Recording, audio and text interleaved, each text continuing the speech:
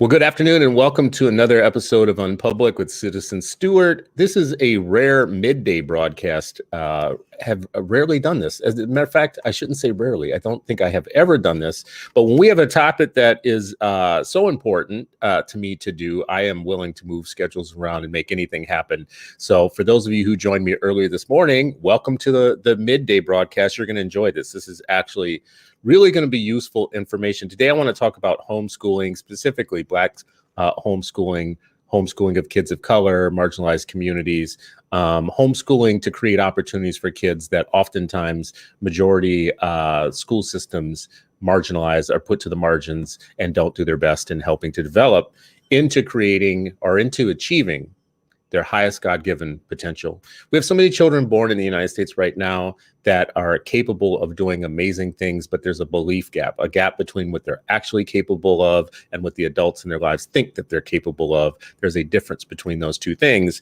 And I want to tell you about the difference of, Haley Taylor Schlitz is someone who is one of these phenomenal young people who does a show on the Citizen Ed Network, specifically aimed at Gen Z. Met her during an episode of the 8 Black Hands podcast and thought, who is this incredible person? And her brother, Ian, we met him also. And we thought, he's impressive too. Okay, so these young people in their teens are doing amazing things academically, socially, just in their own business lives. And when you meet them, they have such a composed, friendly, interpersonal, but smart and sharp way of being. And it kind of makes you wonder, what kind of family did they come from? Who produced these young people? Because we need to go to the source. So today I'm going to the source for both of those young people. I want to talk a little bit today about the book, The Homeschool Alternative, which was written by Dr. Myiesha Taylor and Haley Taylor Schlitz. Today we're going to have the parents, including Dr. Taylor and William Schlitz, on to get to the bottom. Let's investigate, how on earth do you produce these kinds of children? Because we all want to know. We need to know. So welcome to the show, you two. Appreciate you coming on, Dr. Schlitz and William. Thank you for joining us. Thank you. Thank you for inviting us. We're really excited. Now, I got to start out just by saying, well, first of all, you hear me like with glowing praise over the two young people. You have more young people in your family in your life, but these are the two that I've met so far. And you hear me glowing over them. And I want to get into nurture versus nature, because when people hear stories like this, usually what the mind usually just says right away is, well, those were exceptional people from the get-go. They were probably prodigies. Not much you can learn from people that are prodigies, because all of us don't have prodigies walking around in our house. I bet you would have something to say in response to that. But before we get there, I just want to ask you a quick question about your decision to homeschool. Both of you came through traditional schools, and it was what you knew, like most of us. Right. And life worked out for both of you. Like, you both did very well and achieved really great things. Yeah. Yet in this book, it starts out with a pretty, I think, stinging critique of what the traditional system does for kids or whatnot. How and why? Why did you have a critique when it had worked out so well for you as your own life? Well, I think that, just because something is and it exists and is what you know doesn't necessarily mean it can't be better or it's the best.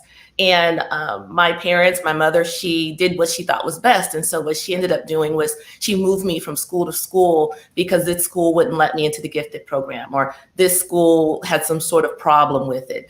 And I started to see myself in that with Haley. Haley had gone to, I'm guessing, I have to go back and look for the exact numbers, but I want to say 7 or 8 different schools in, 5 years, because I was looking for a fit that just kind of, I realized, didn't exist for my kids. And maybe that's what my mom was looking for, but she just didn't have the wherewithal, the ability, the knowledge to consider an alternative. So that's why I wrote the book, so that parents can consider this alternative. And I think you're very clear in the book to say that you're not saying that there's only one way of doing this, or that this is, like the only way to do. You're not telling people the only way, but you are saying it's an alternative. It is something you can do. It's an option. And you also give more options, I think, in the book, like online schooling, homeschool collaboratives, I think hybrid schooling. So it's like you're open to different things. But I did wonder about that because, I mean, you're Dr. Myiesha Taylor. Yes. Many of us it's an American dream to raise somebody who's going to become Dr. anything or anybody. And it wasn't like you came from some Tony upbringing in Los Angeles, right? I mean, in your own life, you had to overcome a few things. You want to talk a little bit about how this isn't a story of like silver spoons. This isn't a story of, Absolutely. So I was born in Inglewood and raised in Compton. And my mom wanted me to go to better schools. So like I said, she moved me around, and I said that I lived with my cousin in Long Beach so I could go to Long Beach schools and basically live there, and would go in the mornings and come back to that house in the evenings for many, many years, over a decade, just so that I could get a better education. My mom was a nurse. She was a single mom for a long time, and she worked long hours. So I had to do my homework and everything all on my own. And she would come pick me up from my cousin's house at 7 or 8 at night. And by the time you get home, it's maybe dinner, there's baths, and you go to sleep to wake up at 6 o'clock the next morning because she had to drop me off at a stop so I could take a bus across town to the better school. So it's something where she really had to navigate a lot of different systems in order for me to have an education that she thought that I deserved. So it's not something where I went to some private school or had private tutors or any of some of the things that I can bless my own kids with. I didn't have that. That's like such a good point to point out to folks, because whenever you see success, especially in like your young people in your house, you assume that it comes out of extreme advantage. And hey, listen, my family has advantages. Your families have some advantages. We're doing better than the previous generation in many cases. Doesn't mean that it's all perfect. Right. Doesn't mean that we still don't have to face choices about this school versus that school. Right. Even when we have the option of private. Right. Even we have the option of private school. Sometimes if you care about raising, especially children of color who are going to be self-confident, you have to think real hard about the decisions here. In the book, it says, William, you needed some convincing about pulling Haley out of traditional school. Why did you need convincing? How were you convinced? And, it's not that I want to know so that I might be able to use this at home in my own life, but just tell me, how were you convinced? How did Dr. Taylor convince you? Thanks for having us on for the discussion, first and foremost. So when I came home from work one day, and there were some issues going on at Haley's school that had been concerning for a couple of years. And I think Myiesha just reached her breaking point. And I came home from work one day, and she was home that day, and I walked in the house, and she's like, hey, we had to sit down and talk. And she told me what she wanted to talk about. And look, I'm a proud alumnus of LA Unified. I went to Banning High School in Wilmington, and I think I received a decent education, and I think I'm doing okay in this world, right? And so my initial response to my wonderful wife, who was also a public school product, right, was, you are out of your mind. You have lost your mind. By the end of the conversation, obviously I had changed. Once she's all like, I hear you, but just listen. But my initial reaction wasn't based on listening to what she was saying. It is what I've been programmed, what homeschooling, especially in the South, meant. It meant it's a new version of white flight. It's very driven by stereotypical religious domination of conservative white families that don't want their children to mix with children that look like ours. So I want to own that was my stereotype. So when she said homeschool, I'll be like, really? We're going to put our kids in this mess of hard right-wing white flighters? And by the time we were at the end of the conversation, and I think we both laughed about this, she was only asking me to do this with Haley. Well, by the time of the end of the conversation, I looked at her and said, so you're going to leave the other two in a system that we know is hurting our children? And it's funny because now she said, I thought I could get maybe Haley and maybe Ian the following year. But she had so convinced me because she had her argument ready. She broke it down that after an hour conversation, I was like, well, we can't leave Ian, our son, in this mess. We can't leave our youngest daughter in this mess. So, but yeah, Chris, my initial reaction was, you are out of your mind. I think that the times are a little bit different because when you ask the question about us and then our children, we know that the world is a lot different. And so one of the advantages, I guess it's an advantage, and I do discuss this in the book. When I was growing up, I lived in Compton. My whole neighborhood was Black and Latino, right? And so everybody were people of color.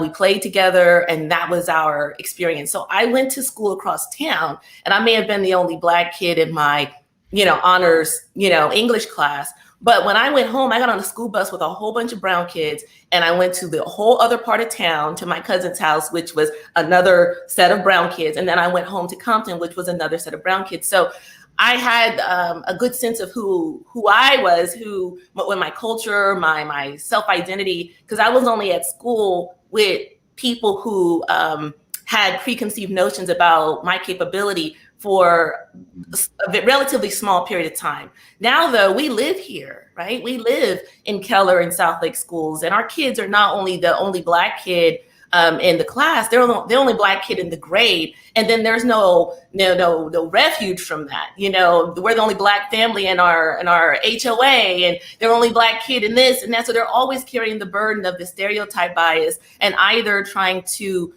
get people to see that they are not what they think that they are and carrying that burden, or fighting against, teachers and instructors who just don't think that they're capable. And that wasn't my experience growing up, and so I think that that's a big difference now. Our kids, they're on social media. They never get away from this. They never turn it off. They're always in this environment. And I think that that's what I was seeing with Haley. That was different from my experience in public school. What's really interesting about that. So, William, you say that your stereotype was of white evangelical kind of right-wing families. And to your point, Dr. Taylor, it's amazing that the fastest growth in homeschooling is amongst Black families. But the number one reason that they give is different than what white families give. Number one reason that Black families give is to shield their kids from racism, which to me is a totally different use case. It's amazing that there's so little information, though, about it or out there. I did notice at the end of your book, or towards the last chapters of your book, there's lots of resources, lots of things to look into. But I do think that Black families, as they're discovering two things, number one, it could be soul killing to put my kids in the regular schools. And I say this all the time on this show. There are interactions I've had in my own life and as a parent, and where you believe that you're looking at like a happy, funny, gregarious kid who does creative things, and that's your model of how you think. And then you get feedback from a person in a building somewhere else that doesn't match your feedback of what you know to be true about your kid. And then you have to sit there and think about it like, well, wait a second now. How did my kid become the problem child when my kid is actually funny and gregarious and happy and but you don't know that you have options. You really don't. You don't know that there's something you can do. Yeah, exactly. Like we would go to parent-teacher conferences, and you go because you want to show the institution of school, the principal, the counselors, the teachers, everybody, the other parents, that I'm an involved parent and I care about my kid. Because if you don't show up, then that's a whole other issue. But I started thinking, did this person just met my kid, in September, and it's November or it's March? What do you really know about my kid? I've been knowing this kid for 12 years, and what can you possibly tell me about my kid that I shouldn't already know if I'm paying a little bit of attention to my child over the years? So it just kind of didn't, like you said, Haley talks too much. I had a teacher, and this teacher, we actually love teachers. We love the administrators. I mean, if you talk to the teachers, I think that they would say good things about our family. We respect their job. And so there's one teacher that we really enjoyed. So when I moved Haley, I moved the classroom around so they could have different connections, and Haley just won't stop talking. And I said, well, I don't really know what you want me to do about that at, 3:45 when you have her for 7 hours. Like, you get her to stop talking. Well, we moved the seats and she just won't stop. And I said, well, why don't you move her back to where she was when she didn't have no friends around her, right? And the teacher's like, well, she just needs to learn self-control, and she needs to learn how to, and I'm like, listen, she needs to learn how to solve for X. She needs to learn noun verb agreement. Okay, I can teach her those life skills. What I need you to teach her is, second grade reading or whatever. And that's when it kind of came to me. And this was a teacher that I really enjoyed, that we actually chose this teacher and we still keep in contact with her. So they're just in a difficult spot. And I also say, if you're a school teacher, I'm a physician. And so I feel like it's a lot of similarities, right? Because we're in service. And what people don't really understand about teachers, I think, is if you're a teacher and you have 10 kids or 20 kids, you have to teach towards the bottom of the class, right? Because it's not acceptable for you to teach to the middle and then only half your class understands the topic and you move forward. That's just not acceptable. So you have to teach towards the bottom in order to get all your little chickies on, in a row and keep them in a group, in a cohort. And so that means that if your child is in the middle, an average child is not getting necessarily all that they could be getting. And for an average child or a child that may be on the tail end, they may not have these characteristics of acting out or being bored. But if you have a child that's in any subject, right, where they are at the top and they're always reviewing or teaching the other kids, when are they being challenged? So I remember Haley came home and told me, it's like, Mommy, it's like, watching like a Netflix movie that you've already seen and it just keeps buffering and buffering and buffering. I already know the end. I don't really like the movie, and I made to watch it and then it's not even playing. And then they keep rewinding it every year and then it buffers and buffers. And I'm like, I thought to myself, if there's traffic and Google says, oh, there's a 10-minute delay on the freeway, I will get off the freeway and take surface streets, even though that path is 20 minutes longer because I want to keep moving and seeing new things. So I just felt like that was a good analogy that Haley shared with me. And it further motivated me that this wasn't the best environment for her to be in.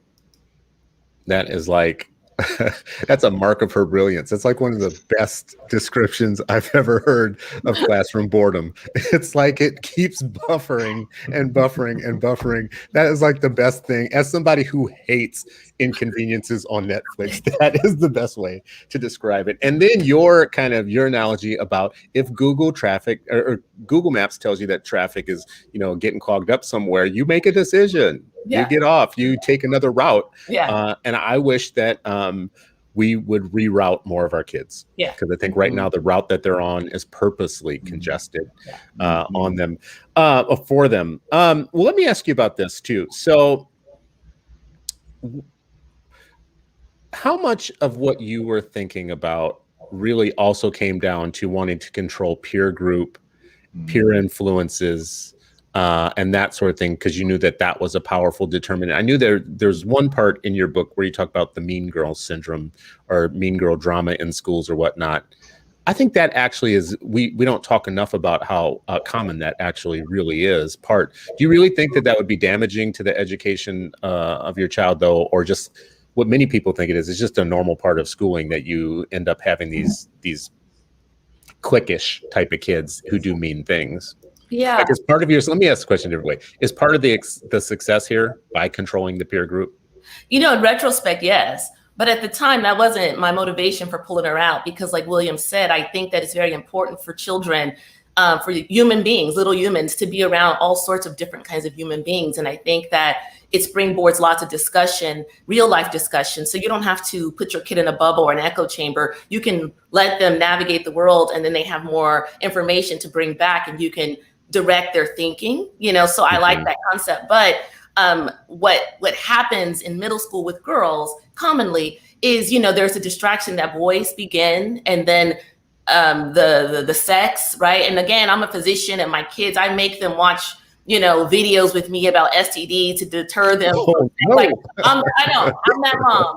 So that is not like, I'm some prude or somebody that's not open to discussion and sharing information. I'd rather them get it from me than get it from their friends at school. I think, though, what it was, the school wasn't academically challenging my kid. And then I had to unpack all the social stuff when she got home. So what was the point? Like, I mean, it like school stopped serving a purpose at all. It was bad babysitting, because I say in the book, if you can't homeschool, you can also use public school as a babysitter, because we do have to work.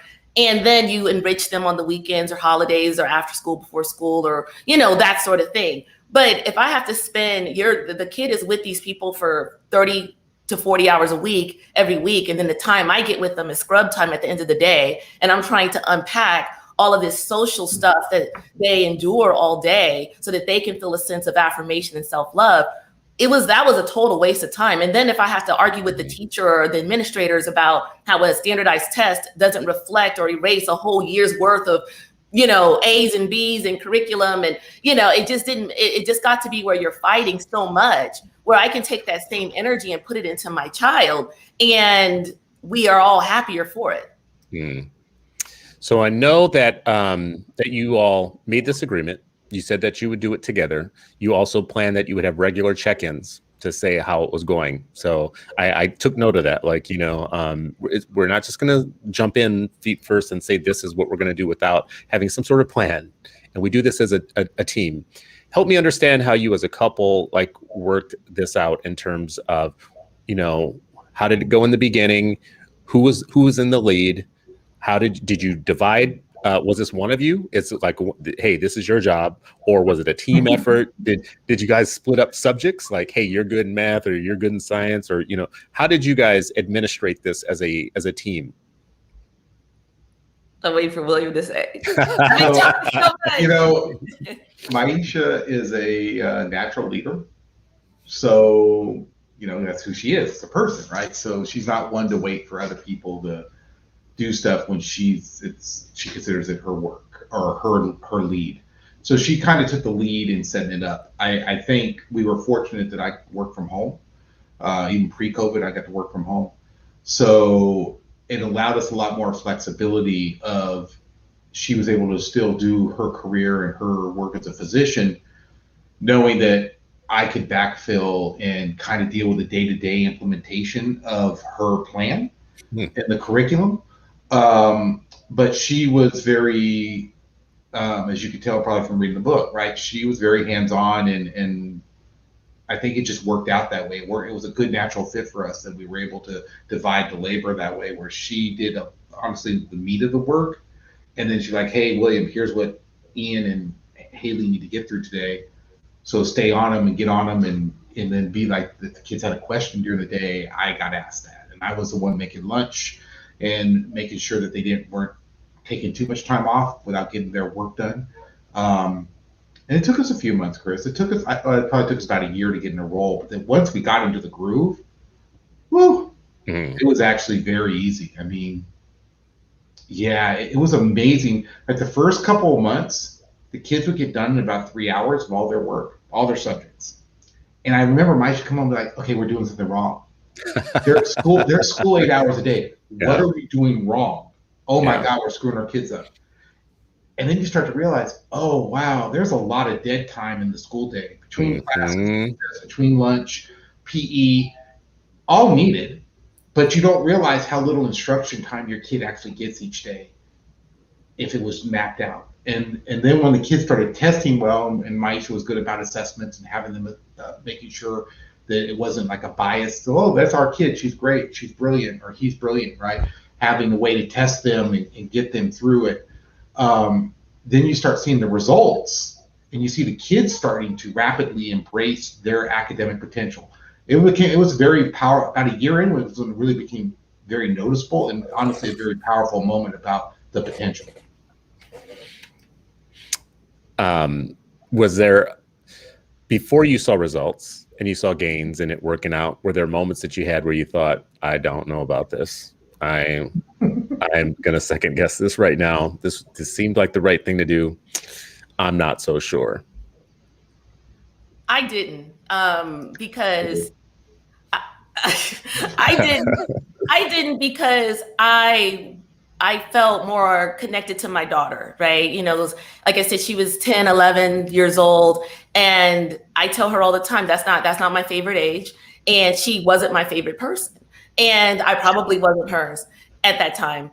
And when I pulled her out and I became the loudest voice in her head, right? I informed her vision of her space in the world and her place in the world and her value in the world. And I saw the difference in our relationship, where now I'm this trusted, respected, advocate. and not just mom. Mom is keeping me from doing fun things, and mom is telling me not to ditch school, because like at 10, 11 years old, these kids were ditching school and going across the street to the Burger King to get French fries. And I talked to my daughter about that, like, well, you can't ditch school. I mean, Hannah, our youngest, is adopted from Ethiopia, and little girls from where she's from are not allowed to go to school. So I said, you have this tremendous opportunity as this American girl, and these girls are ditching school? Are you kidding me right now? For French fries from Burger King?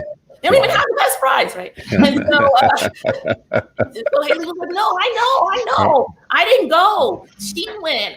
But I do like French fries. And I was like, and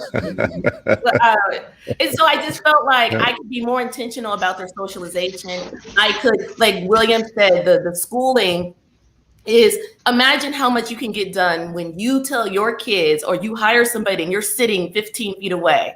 They're not goofing off, right? Because dad will be like, hey, I'm paying him to teach you that. You better listen. Don't talk back. Like, it's immediate correction. And then they're getting the instruction exactly what they need at the level that they need. So it's not an hour of math of reviewing, finding common denominators. If they already know how to do that, they're moving on. And so 10 or 15 minutes of directed instruction, and then an additional 30 minutes of practice, they're ready to move on to even the next topic after that. So they can move pretty quickly because they're getting directed instruction exactly at their level, particularly in math. English, we know, writing, that takes practice, and it's a lifetime art that you develop, But, math, I think, is the one thing that people worry the most about, for good reason.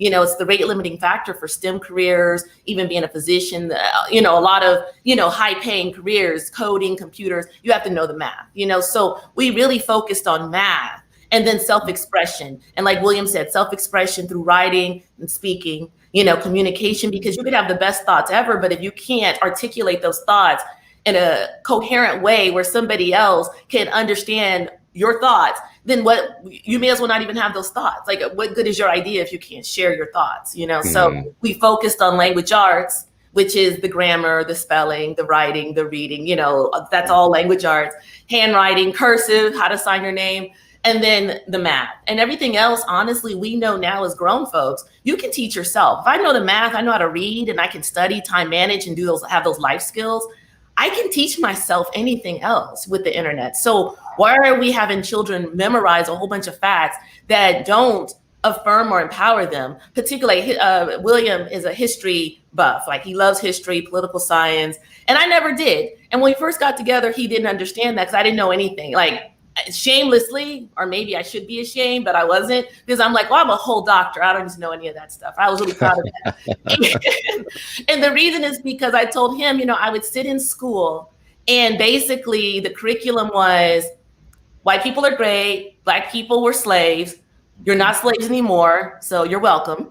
And Martin Luther King, the end. Yeah. And so you believe that, one, all the white kids are looking at you like you knew, Martin Luther King, or that you are a kid, right? Like, like, what do you eat? I'm like, we all have tacos on Tuesday in the cafeteria. Why are you, literally, we live next door to each other. Like, I'm not any different, but you're made to feel so different, and honestly, so inferior, and so grateful. Like, so grateful for the white people for not having you be enslaved people anymore. And this was the great person that did that, when there's so much more to it, right? And so I was never interested in history. It was something where I memorized it and promptly forgot it because I didn't want to internalize any of that messaging. And that's how I was, I think, able to be great, because I didn't internalize that message. So now that I'm older, I don't want my kids to internalize that message. Like, and I'll let William talk about this. I know I can talk a lot. But so, like, for instance, black cats. And we had this story just yesterday. It was funny, right? Like, I gotta hear this one. My kids, like, every time we saw a black cat, growing up, oh, look, that's good luck. Look, you just saw a black cat. How often do you see that? Like, it's a black cat. It's good luck, right? So my kids are almost grown, right? You know that, right? Like, Hannah is 13 years old. They just found out 6 months ago that I made that up, right? That black cats are supposed to be bad luck, right? And so, but they believed it was good luck. So every time they saw a black cat, they created this good fortune in their own lives, or recognized it when it presented. Wow. And that's what superstition is, right? It's looking for something and seeing it, and what you thought, the reason why you thought it would manifest is that superstition, right? You know, and so if you're going to have a superstition about things Black, why not make it positive? I mean, it's just a superstition anyway. You manifest this thought, so why don't you change your thinking, right? So we did. Yes. Like, so it was funny yesterday that remember, William, that happened with the moth. I think that is so powerful, just in that is what the homeschool alternative gives you, is the ability to reframe the world and take all the BS out of it. Yeah. You know, like, so, because we are literally sending our kids into social and academic training to be subservient. Right. Like, it's actual literal training. Right. That's even though my initial reaction to Myiesha is like, you've lost your mind, because I kept thinking, because there were issues, right? I mean, we came from California to a suburb in Texas, and I don't think we were ever naive about we were changing environments. Not that California's doesn't have its issues on race and ethnicity, but it's different in the South, right? And neither one of us being from the South, in Texas is its own unique place. It's not really like South, it's Texas, right? But what really, I think, resonated with me with Myiesha saying this about homeschooling was, at the same time, Haley was in 5th grade at our middle school. And for some reason, these people down here, they are so fascinated with the Civil War and why they lost. And so I'd never seen a curriculum where literally the whole social studies history in her school for 6 months was the Civil War. Okay. It was bothering me. They give 2 Pledge of Allegiance every morning. I wouldn't let the kids do the Texas Pledge of Allegiance and explain to them why. Look, you already pledged allegiance to America. Why are you pledging allegiance to Texas? What do that was bothering me. Then they were focused on the Civil War. I hope in my heart that the teacher didn't do this on purpose, but what set me off. So as part of their Civil War study, the teacher decided to divide the class into North and South, family in the North and family in the South. Now, here's my daughter, the only girl of color in the class, who happens to be mixed. Guess where she got assigned and what her role was? Yeah, She was a mulatto slave girl. No, is where the teacher put her. Stop it. I lost my... I went to speak with the principal, and the teacher said, so you couldn't make her an abolitionist? You couldn't have made her a freedom fighter? You couldn't have got... Why didn't you make the white girl the slave? Yeah. That would have been a teaching moment. Yeah. Right? And I was so mad at the schools that even though when Myiesha, like I said, I told Myiesha she had lost her mind, I knew in my heart, I think, that these schools would never see my children for their potential. They would see them as problems instead of future problem solvers. And they were the way the curriculum was, especially in social studies, they were trying to break my daughter's spirit, and that was unacceptable to me. And now the school corrected, and so they moved the whole Southern family to the North and made them both North and made Haley an abolitionist. But by then the damage was done, because that day in class, when Haley told me what happened, she got home, the other her friend, the little white girl, sitting next to her, turned to her and said, if we were alive back then, I would own you. Wow. I was done. Wow. That was it for me with them. It was I was like, okay, we got to do something. And I think we were thinking private schools or charter, which are great alternatives, and they're much needed to keep the system in check, if that can even be done at this point in America. But when Myiesha said homeschool, I am very thankful that Myiesha had the courage to bring that up and didn't let me talk her out of it, because Haley, Ian, and Hannah would not have the potential they have today to express themselves and their God-given ability had it not been Myiesha saying, oh, we got the solution to this, we'll just take it out of it. Yeah. You know what? And I wonder about this, just in that everybody has 2 kids. And each kid, I should say, let me say it differently. Each kid is 2 kids. They're the kid that they're supposed to be, that God born them to be, and they're the kid that the world makes them be. And you could have a different Haley today had you not taken the full reins. Now think about that for a minute. Go back in time in a time machine and think about Haley today had you not taken the reins over and said, we're going to control environment, peer group, information, consumption, what you consume, and all that. And it's wild to think about how you could have 2 wildly different versions of your same child. Yeah. If you don't do that, because the story you just told me would compound itself multiple times over. Yeah. Terrible. And then I was going to say too, to your prodigy, comment. So, and I do understand that is a convenient excuse that people allow themselves to believe when they don't want to do the work or investigate different possibilities. And there's no judgment. I mean, we all do it. Hannah, though, is our youngest. She's adopted from Ethiopia. She, when she was born, it looks like she was born early. She had multiple medical issues that we had to overcome, and even a slight learning difference where she was in IEP, an early childhood intervention, when we first moved to Texas, to get her to a point where she could learn and communicate at the level that was expected of her age. And now Hannah is 13 years old. She's graduated from high school, and she is a sophomore at TWU, which is Texas Women University. So this is not a genetic thing, because Hannah doesn't share our DNA, so it has to be entirely environmental. So the fact that, yes, we have Haley and Ian, who are our biological genetic connected children, Hannah isn't, and she's doing the same thing on the same path. So I think that kind of helps to quell some of the suspicion that Haley and Ian are just geniuses. And I tell them, and I tell everybody, not to take anything away from my children, but the best thing that my children do is they listen and they're coachable. That's why they win. This is what I tell them. I said, you win because you take good counsel. You don't fight. You're malleable and you're coachable, and you need to be that way. Especially while you're learning. And then once you get grown, you can decide who to take advice from. And, not all advice is good advice, but advice coming from me and your dad, it is the best advice out there for you. Now, it may not be right all the time, but it's still the best advice out there. We have no ulterior motives. We only want to see you win. And we back up all of our advice with financial funding and support. So just do what we say.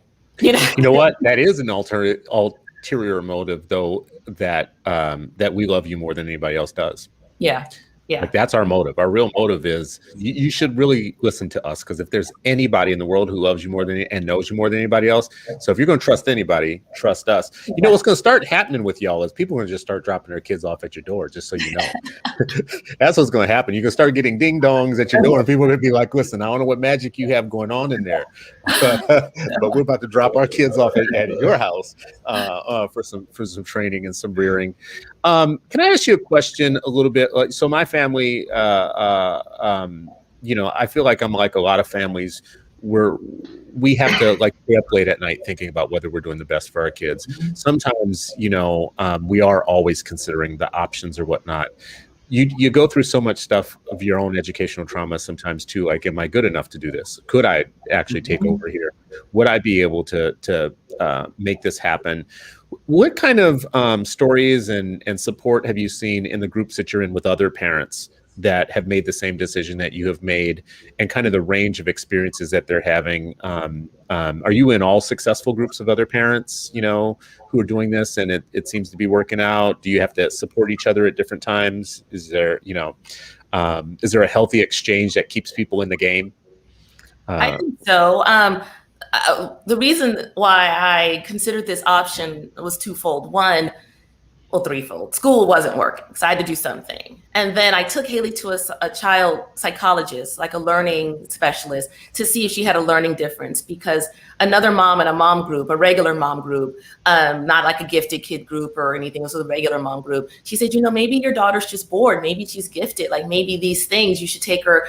Maybe she has dyslexia. Maybe, she has ADHD or something. You should go figure out what's going on with your kid, basically. And so I said, that sounds like good advice. So I took her to a psychologist, and the psychologist did a IQ exam, among other things, and came out and told me all the different things that she thought about Haley, all the different ways she learned, her IQ, and then a recommended plan, which was to accelerate her. And she said, you might want to consider early college, because if you don't, it sounds like she's bored and she'll just start getting into trouble. And I don't mean trouble, I mean just disconnect, and learning is not fun, and won't reach her highest potential and become the best version of herself. So I thought about that, but then I went home and looked at my kid. And at that time, my kid is 11 or 12 years old. Like I said, wasn't my favorite age. She wasn't my favorite person. And I'm like, I don't think that she could go to college. That's ridiculous. So I found another mom who actually did the same path as we eventually did, and spoke with her and her daughter. She co-wrote the other book with us, which is Turn on the Power. And again, this child, she was 17 years old, and she was so articulate. She was so kind. She spoke like an adult. She interacted like an adult. And, people forget that we're raising adults. So people ask about, well, what about, children and their socialization and playing with other kids? I am so not worried about my child learning how to be a kid or playing with other kids. I am raising a fully grown up, self-sufficient, contributing citizen of the world. So I'm not interested in her learning how to, like I tell people, when you have a puppy and you want the puppy to learn how to live with human beings, you don't take it to puppy class and drop it off for 40 hours puppies, and then you expect the dog is going to come home and not, poop on the rug. You have to get the dog around the humans so it learns its place and learns how to act in this society. Well, that's what I wanted from my children. There's no added value for, 10-year-old, Jennifer teaching what can Jennifer teach my kid? 10-year-old Jennifer. Yeah.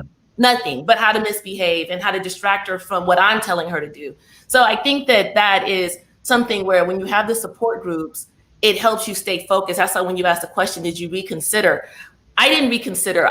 When I initially did it, I told myself, listen, pull her out. Let's try it. You can't do worse than the schools. And if it doesn't work, you could slide her right back in because they got to take her, right? Like they got to take her back. Yeah. But we have to repeat a grade, we'll just repeat the grade, right?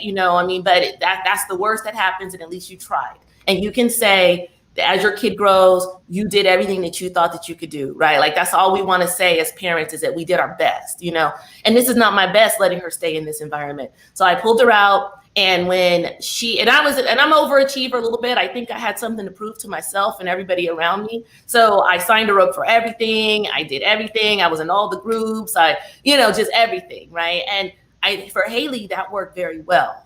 She wanted in-person classes. So we connected with the local community college, and we had her take harp up there because she was already in harp lessons. She had been a harpist for a year and a half. So I thought, well, beginning harp class at the community college is not going to be difficult for her because she already has been playing piano for 3 years and the harp for a year. So that's going to be an easy A. And she gets to take a college class. And that's exactly what we did. So that's how we started. In an art class, in a computer, like a Microsoft class. These are things the kids already know. A Spanish class. Well, it doesn't matter if you're 40 or you're 4. If you don't know Spanish, you don't know Spanish. It's equally hard, right? Or, so I'm like, well, let's take a Spanish 1 class. And how hard can it be? You're not at a disadvantage from somebody that's 20, except for the organization, the executive organization, the time management, the prioritization. And that's where I'm here because I'm doing that for her in public school anyway. Did you do your homework? Let me see it, study turn off the TV, give me your phone, let me talk to the professor, let me email, let me make sure you're doing the same thing in public school. But when they're 16 in public school,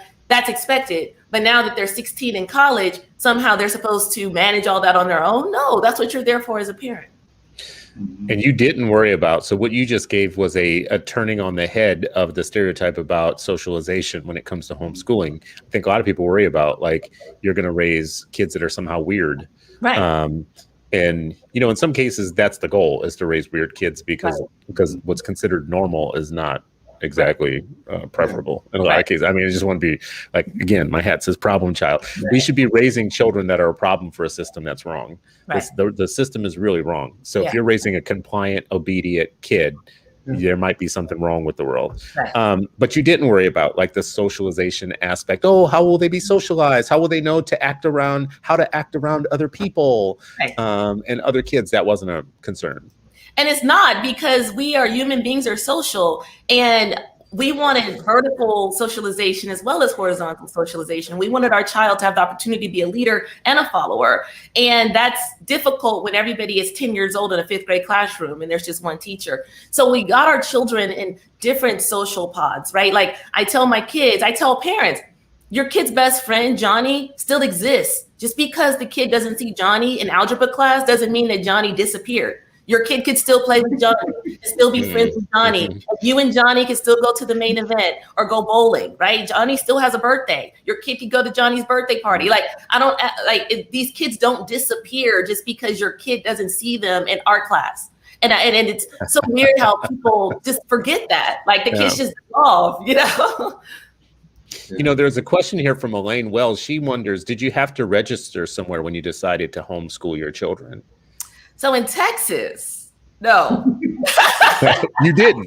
They could just not come to disappear school. from the system. No, so they recommend that you go and withdraw your kid from school officially. And I did do that because what I didn't want, I'm from California, right? There's a lot of do-gooders in California, and they see a kid not in school. Now they want to call CPS because they think they're helping the child by interfering with family business all the time. So I didn't want that. So I did go and withdraw the kids from school officially. And in Texas, that's all that's required.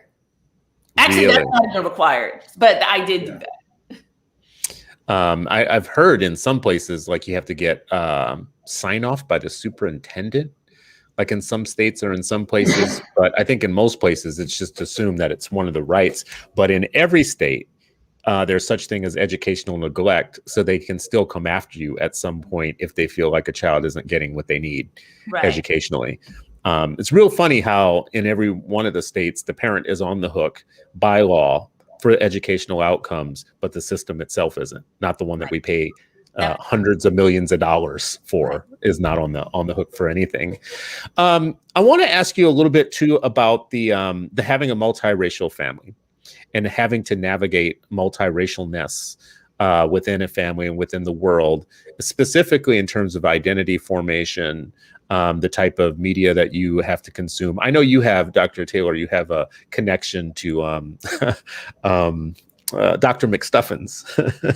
And what is so funny about that is my youngest is a daughter in my family. And when Doc McStuffins became a thing, that to me was like a godsend because there's so few examples of a character that you can purchase anything for your kid that isn't super skinny, blonde, blue-eyed, or kind of ditzy, or kind of, like, I don't know if you've seen these dolls, the Bratz, they dress like the Mary Jane girls from back in the day, and so to have one where somebody is into science or makes decisions or knows how to solve problems and is brown and is, not some skinny little doll thing or whatnot. I just wonder about if your approach is any different because you have multiracial children, you're concerned about identity formation, and that can cut both ways. That can cut, black and white in terms of the media that you have to consume for your kids and the program that you want to schedule for them at home in terms of what they learn, what they consume. Is that part of your thinking? For me, it is. I think that the kids, and I used to be this way too, nobody wants to be defined by their skin color or put in a box. And so my daughter, we've had more discussions than my son, because my son doesn't care enough to make it issue. But my daughter, she's like, well, I'm this and I'm that and I'm all these different things. And we often tell our children, our mixed children, well, the world sees you, America, I shouldn't say the world, America sees you as Black. So you may as well embrace it. And that's not really fair, maybe, or the best answer, but it's the truth. And so I think that her, embracing her Blackness is affirming for her. And I was worried a little bit about that because, unlike if my husband was Black and my kids were just Black, right? Because she's part white, is it my contribution, the reason why she hates herself? Is the world telling her the reason why you're not perfect is because you have the mother that you have? When you're all the way Black, you don't even think about that, right? Like, I am all the way Black. You don't even think, is my mom my contribution to the, but, for her, I thought that might be an issue. So we tackled this head on. And I think that she, over the years of me being a Black woman, explaining, showing her how life is a little bit different for us, and then her seeing it, and living it, and me pointing it out. And I think that that's sometimes what kids are missing. The parents will tell them something, like even Ian will tell them, you have to be careful, and the whole police thing and da-da-da. We tell our kids all these things: don't run, be respectful. Doesn't mean that saves their life. I'm not saying that makes them safe. I'm saying, but we do tell our kids that, though, to do these things to maximize their chance of survival and being able to come home safely. So Ian was in the bookstore at TCC, and got stopped by some random white chick like he had stole something. So he heard my voice. And so he opens his bag and this chick goes through it and all this stuff, right? So he comes home and William is like, that's completely unacceptable. Like, she had no right to do that, and on and on and on and on, and kind of starting to reprimand Ian for allowing this white woman to do that to him. So I interrupted and I said, but you know what, honey, he's home safely though. So let's not reprimand him for getting home safely, right? Like, who knows what would have happened if he didn't respond the way he responded. So I think that kind of, those incidences, unfortunately, or maybe fortunately, confirms or supports what you're telling your kid at home. I'm telling you that you're Black. I'm telling you that the police see you as Black. I tell you the world sees you as Black. You look in the mirror, you don't see yourself as Black, which is fine. I mean, like, let's say they don't, or I'm mixed, I'm some other sort of something, but you go out in the world and the world treats you like you're Black. Now you're not acting shocked and brand new. You know how to deal with it, and you have the tools available to you, and you know that it's not you. It's not internalized hate. Right? Because you know, it is their problem. But if you don't understand the way they see you, and that's why they're acting the way they are, then now it's an internalized problem where there must be something wrong with you because you're not white enough.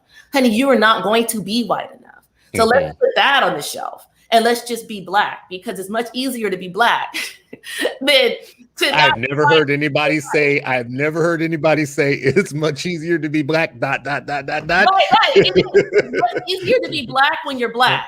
It is to be not quite Black and you think you're white. That's hard, right? So it works in Hollywood. I think I'm feeling William on this one, though. These type of interactions, when you see your kids experience them, especially for the first time, throw up your I don't know what you call it, but you're ready to throw hands on those things. Interesting.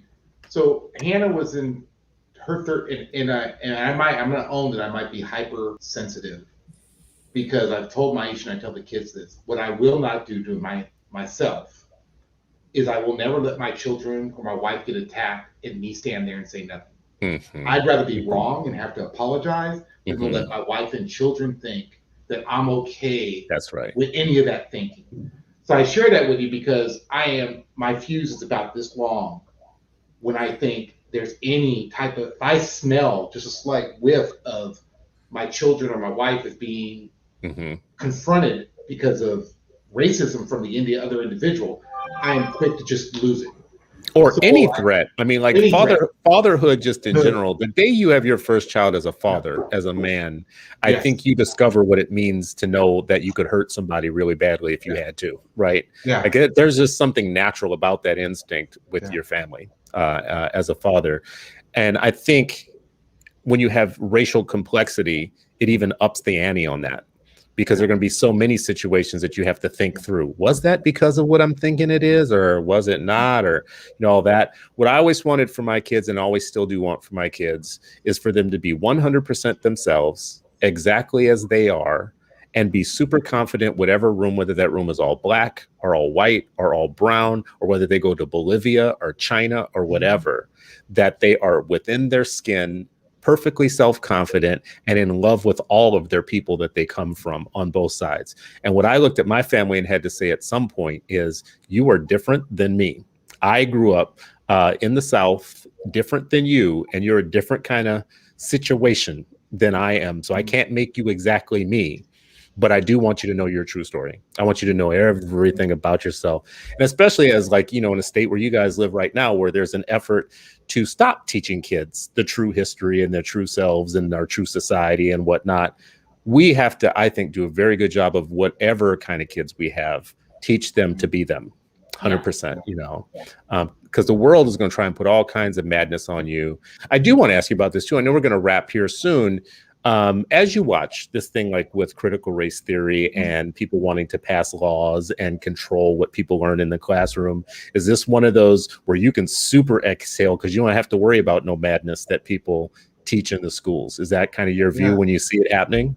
We usually talk in the morning over a cup of coffee, and we were actually talking about critical race theory, and it's obvious it's a political strategy by one specific political party based on hate and race to energize their base for the next 2 election cycles.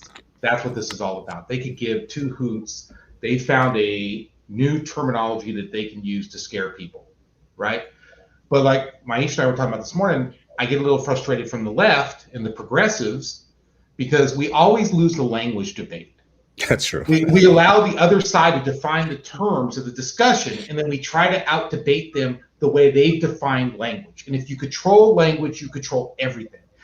If 2 means 2, all three of us agree that 2 means 2, but someone comes in and says, well, 2 now means 5, yeah, you're losing that argument. So I think it goes back to the word you just said. And Myiesha, we're having this literal conversation this morning. Look, can we have a discussion? Are we going to teach the truth about the history of this country? Are we really going to cover up that the founding fathers owned slaves? Are we really going to, do we really want to go down that path? Because and I'm not sure, I'm going to be honest with you, I'm not sure these white people, and I have a very hard time with the term white, but these white people in America who have decided that their skin color defines their ethnicity, even though they can trace their ancestry, if they've decided that they're going to try to run this game with Generation Z and Generation Alpha, Generation Z is already 50-50. People of color and white, right? Generation Alpha's, who's like 7 and under, what are they, 70% students of color right now? That's a losing game for them because their children are going to grow up and they're going to try to navigate in a world where they're going to walk in and they're going to do what Myiesha said at the start of the conversation, that this Black in America means slavery, Martin Luther King, and we all get along. But the children in those younger generations, doesn't matter what's being taught at the school because at home, we all know the conversations that are happening at home, right? They're going to be the ones in power. They're going to be the majority. So I don't, for the life of me, I think, we have to reject them using the term critical race theory, which is an academic theory, as Myiesha pointed out to me, right?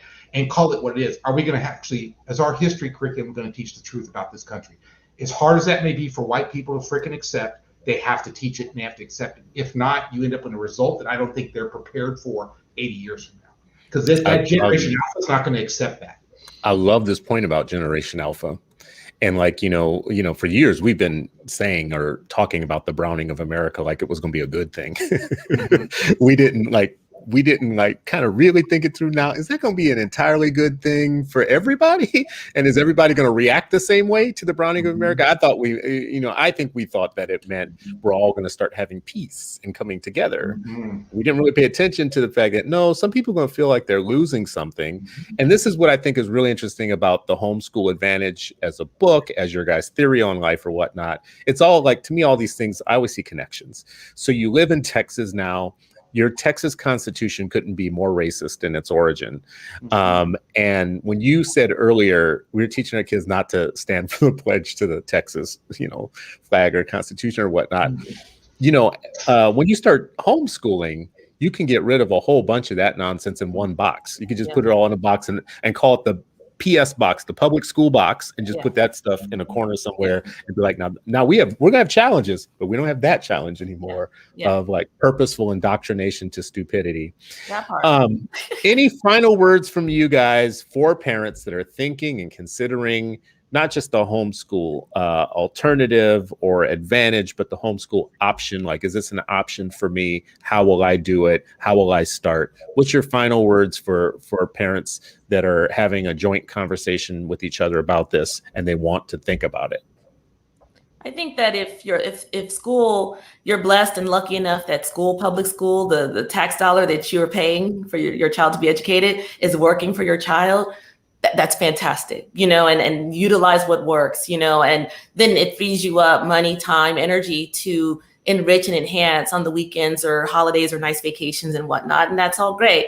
But I think that a growing number of students are not necessarily thriving in these environments. And so I think the point is to know that you do have options. Homeschooling is legal in all 50 states. So yes, there's different rules and regulations, but it's legal and you can get it done. And I do realize that it costs some money and some time and some energy, but a lot of us parents, we spend that time, money, and energy anyway on our children. You just have to decide where you're going to direct it. So do you direct it to, a math camp, or you direct it to, a basketball camp, or do you buy them, a new computer? Do you buy them the new shoes? And so sometimes those tough decisions have to be made in families, and probably most families, because we're not rich.